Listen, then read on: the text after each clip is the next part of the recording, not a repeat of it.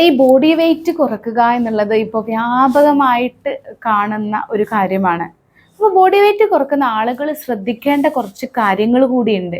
നമുക്കറിയാം, അമിതവണ്ണം എന്നുള്ളത് ഒരുപാട് ആരോഗ്യ പ്രശ്നങ്ങൾ ഉണ്ടാക്കുന്ന ഒരവസ്ഥയാണ്.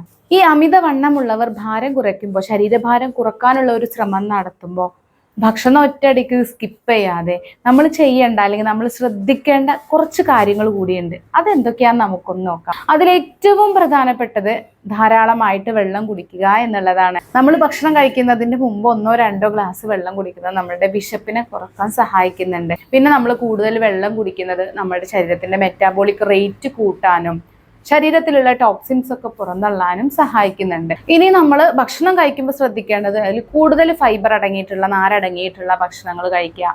മുട്ട, ചിക്കൻ, മത്സ്യം, പനീർ, പരിപ്പ് തുടങ്ങിയിട്ടുള്ള പ്രോട്ടീൻ റിച്ച് ആയിട്ടുള്ള ഭക്ഷണങ്ങൾ കഴിക്കുക. ഈ ചീത്ത കൊഴുപ്പുകളായിട്ടുള്ള ഫ്രൈഡ് ഫുഡ് ഐറ്റംസ്, ജങ്ക് ഫുഡുകൾ, ഫാസ്റ്റ് ഫുഡുകളൊക്കെ നമ്മൾ കഴിക്കുന്നതിന് പകരം നല്ല കൊഴുപ്പ് അടങ്ങിയിട്ടുള്ള നട്ട്സ്, അതുപോലെ അവക്കാഡോ, ഒലിവ് ഓയിൽ തുടങ്ങിയവയൊക്കെ മിതമായ ഒരളവിൽ നമ്മളുടെ ഭക്ഷണത്തിൽ ഉൾപ്പെടുത്താനായിട്ട് ശ്രദ്ധിക്കുക. പിന്നെ മധുരം, ഷുഗർ അടങ്ങിയിട്ടുള്ള ഭക്ഷണങ്ങൾ ഒഴിവാക്കുക.